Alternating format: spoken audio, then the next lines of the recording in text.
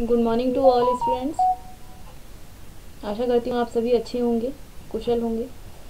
और जिस प्रकार से अल्मोड़ा में ठंड बढ़ती दिख रही है आपको, समय और दिन के अनुसार कभी धूप निकल रही है, कभी स्नोफॉल हो रही है, कभी वर्षा हो रही है। तो सभी अपने स्वास्थ्य का ख्याल रखें और शिक्षा पे ध्यान दें, क्योंकि शिक्षा भी ज़रूरी है।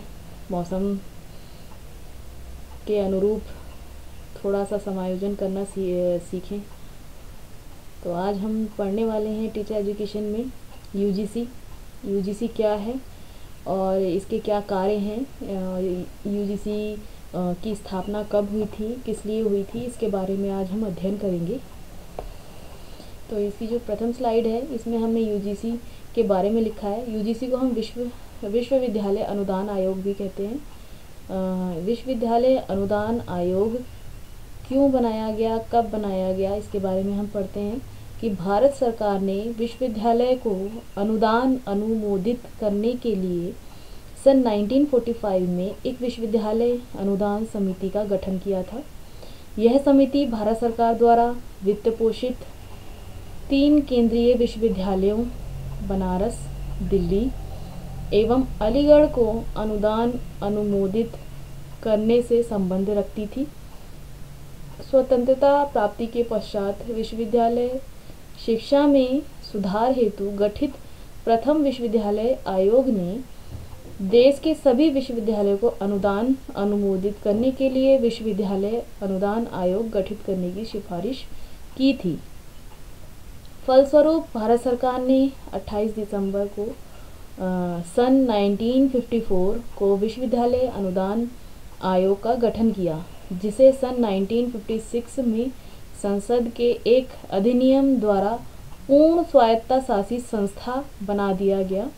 विश्वविद्यालय अनुदान आयोग ने अपने कार्य के विकेंद्रीकरण के लिए 6 क्षेत्रीय कार्यालय स्थापित किए, जिनके क्षेत्राधिकार इस प्रकार हैं।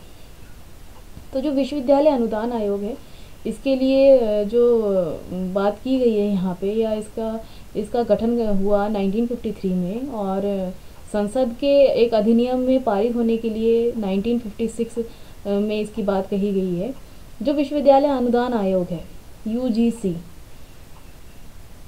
इसी के द्वारा विद्यालय, महाविद्यालय, जो हमारे राष्ट्र के अंदर जितने भी विश्वविद्यालय हैं, वह यूजीसी के द्वारा ही यूजीसी के नियमों पर, यूजीसी से निकलने वाले नोटिस के आधार पर ही अपनी संरचना को तैयार करते हैं।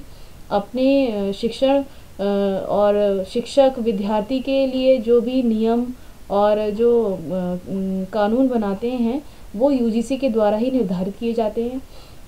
चाहे वह किसी भी क्षेत्र में हो, चाहे वह हम यूजीसी के अंतर्गत अगर किसी प्राध्यापक की नियुक्ति करनी है तो उसकी एलिजिबिलिटी क्राइटेरिया क्या होगा, उसका शिक्षण योग्यता क्या होगी, वो किस विषय में कैसी योग्यता रखता होगा, तब उसकी नियुक्ति की जाएगी। तो ये सारी बातें विश्वविद्यालय अनुदान आयोग तय करता है राष्ट्र के सभी विश्वविद्यालयों के लिए।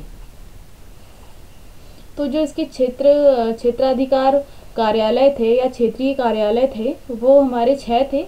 जिसमें जो पहला कार्यालय था वो उत्तरी क्षेत्र गाजियाबाद में था।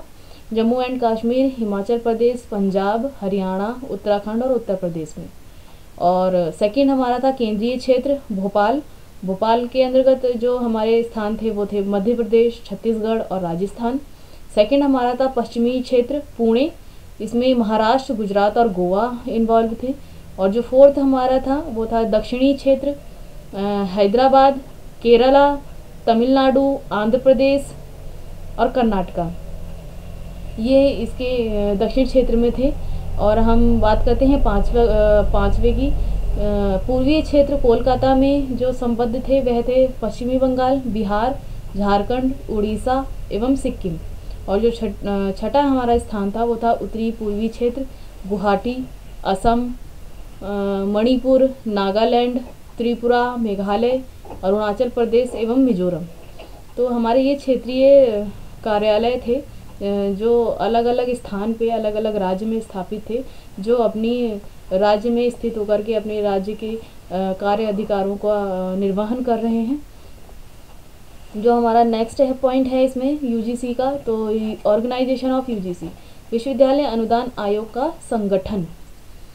विश्वविद्यालय अनुदान आयोग के कुल 12 सदस्य होते हैं, जिसमें से पहले अध्यक्ष, उपाध्यक्ष, 2 केंद्रीय सरकार के प्रतिनिधि, 4 विश्वविद्यालय शिक्षकों के प्रतिनिधि तथा शेष 4 की नियुक्ति कुलपतियों के द्वारा होती है। शिक्षा व्यवस्था के सदस्य एवं ख्याति प्राप्त शिक्षाविद में से की जाती है।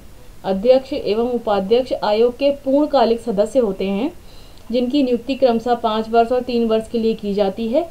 आयोग का कार्यकारी प्रमुख सचिव होता है। यहाँ पे कुलपति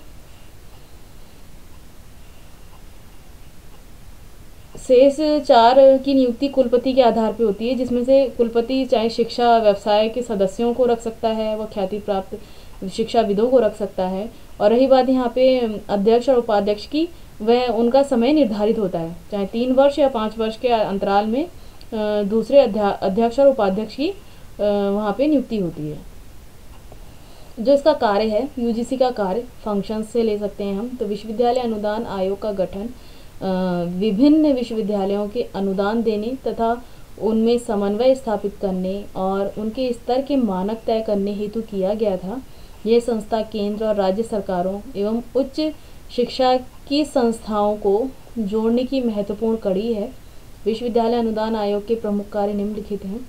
तो यहाँ पे जैसे बात की गई है और मैंने आपको पहली स्लाइड में बताया था कि यह सभी विश्वविद्यालयों के मानक तय करता है, उनके रूल्स को बनाता है और उन विश्वविद्यालयों में कौन से रेगुलेशन चलेंगे उनको बनाता है, चाहे वह विद्यार्थियों से संबंधित हो या फिर शिक्षकों की नियुक्ति से संबंधित हो और शिक्षकों की प्रोन्नति से संबंधित हो। ये सारा यूजीसी के द्वारा ही निर्धारित किया जाता है। तो जो इसका प्रमुख कार्य है, उसमें फर्स्ट है हमारा आयोग उच्च शिक्षा के स्तरों के अनुरक्षण एवं समन्वय से संबंधित निम्नलिखित कार्य करता है, जिसमें से हमारा पहला पॉइंट है विश्वविद्यालय के पाठ्यक्रम की पुनर्संरचना स्थापित करना या उसको रिकंस्ट्रक्ट करता है पाठ्यक्रम को। और सेकंड पॉइंट है हमारा विश्वविद्यालय के चयनित विभागों में विशेष सहायता के कार्यक्रम का क्रियान्वयन करना। और थर्ड वन है हमारा अनुसंधान कार्यों के प्रोत्साहन हेतु सहायता देना। फोर्थ है हमारा परीक्षा पद्धति में सुधार हेतु सुझाव देना। फिफ्थ है हमारा शिक्षकों के चयन हेतु आवश्यक नियम कानून बनाना और उनके शिक्षण की शर्तें व न्यूनतम योग्यता इत्यादि का निर्धारण करना। तो हमारा जो ये 5 पॉइंट हैं फर्स्ट टॉपिक में, तो यहाँ पे हम देख रहे हैं कि पाठ्यक्रम की पुनर्संरचना। यहाँ पे पाठ्यक्रम की पुनर्संरचना से तात्पर्य ये है कि समय और स्थिति को देखते हुए समय समय पर जो बदलाव होते हैं, शिक्षा को हम वैसे भी निरंतर गतिशील प्रक्रिया में रखते हैं, वो हमेशा एक चलने वाली प्रक्रिया है। तो उसी आधार पे कि समाज को शिक्षा में किस बदलाव की आवश्यकता है, किन नैतिक मूल्यों को स्थापित करने की आवश्यकता है, तो इसीलिए विद्यार्थियों के पाठ्यक्रम को बदलने की जो संरचना तैयार की जाती है वो विश्वविद्यालय की जिम्मेदारी होती है। और जो सेकंड पॉइंट है हमारा चयनित विभागों की विशेष सहायता के कार्यक्रम का क्रियान्वयन करना। विश्वविद्यालय में चयनित विभागों में विशेष सहायता के कार्यक्रम का क्रियान्वयन करना कि विश्वविद्यालय में भिन्न भिन्न प्रकार के कार्यक्रमों का आयोजन होता है, तो उनके चयन की और उनके क्रियान्वयन की जिम्मेदारी भी हमारी विश्वविद्यालय अनुदान आयोग की होती है। और अनुसंधान कार्यों को प्रोत्साहन करना।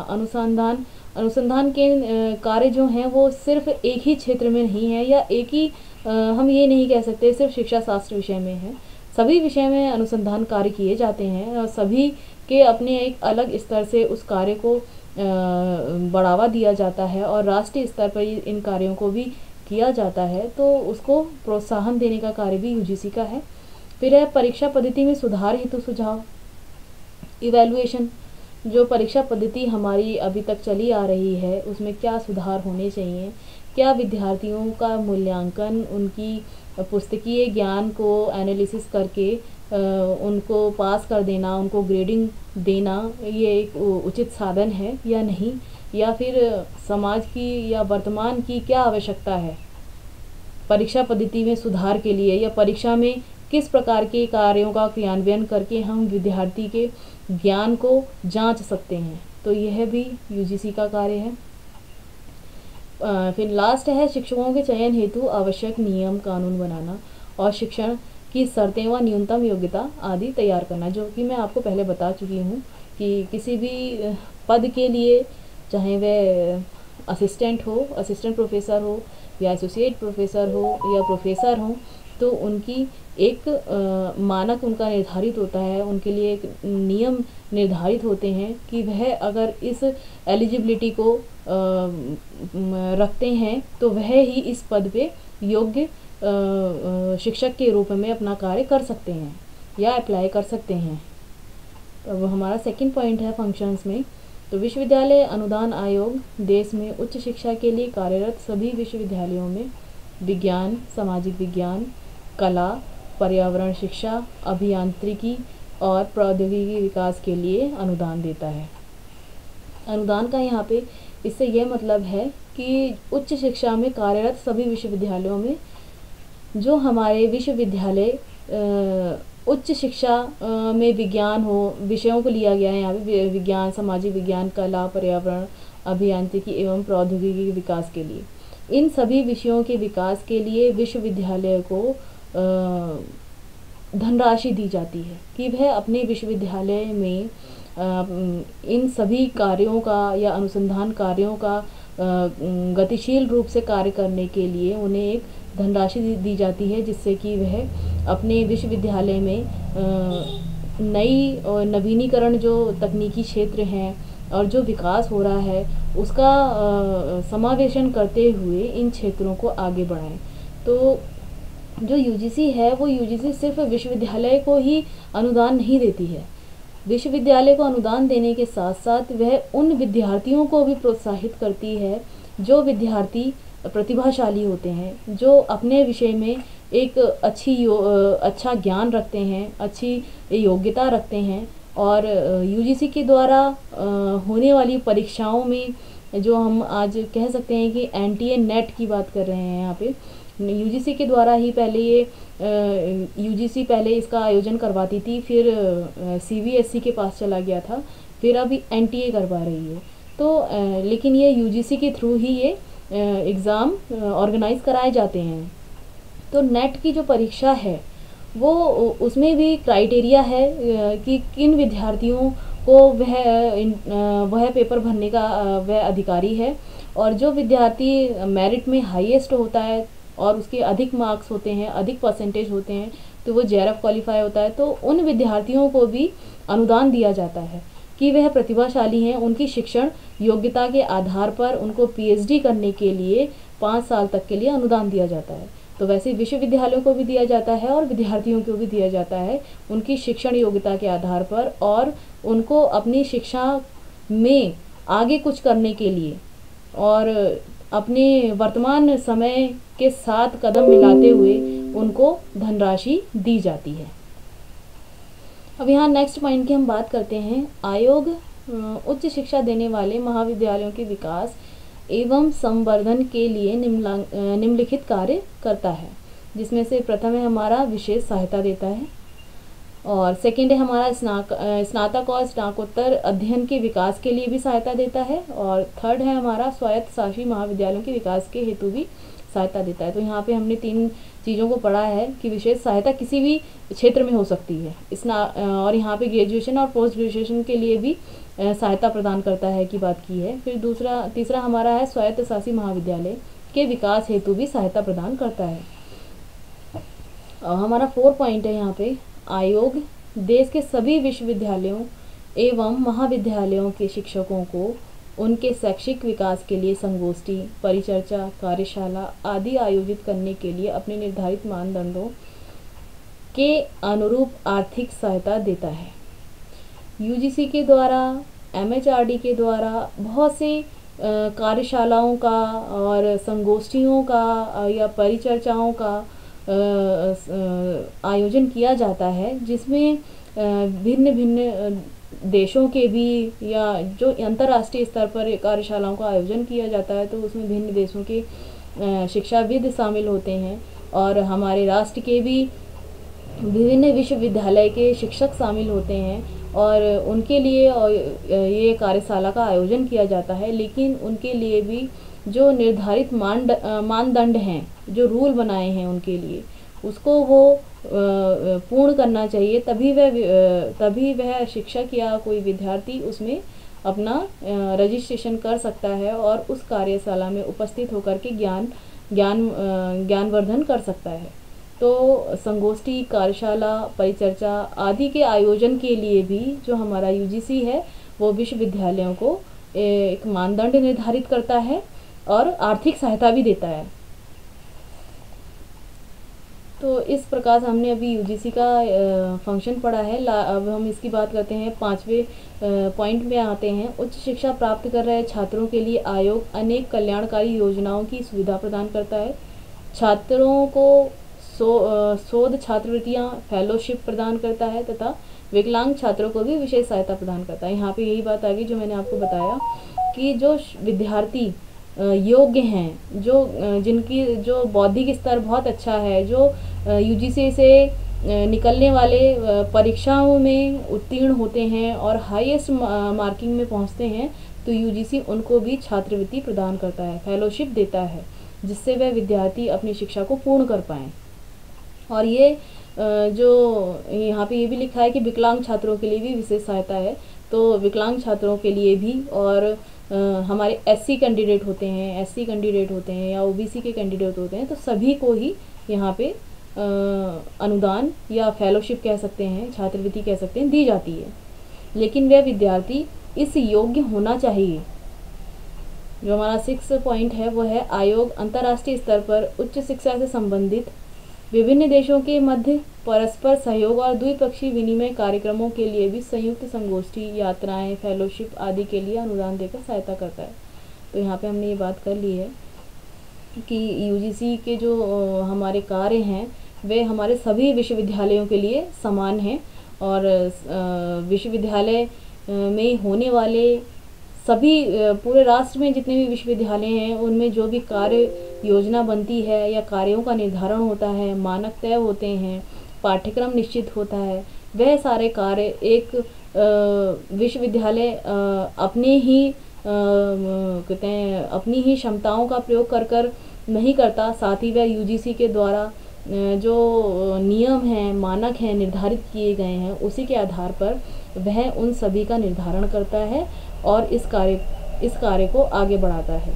तभी विद्यार्थियों को और शिक्षकों को भी उनकी पदोन्नति में भी यूजीसी एक सहायक सिद्ध हुआ है और वहाँ शिक्षकों के ज्ञानवर्धन के लिए भी यूजीसी ने अपने बहुत से ऐसे कार्य किए हैं जिसमें विद्यार्थी को बहुत सहायता प्राप्त होती है।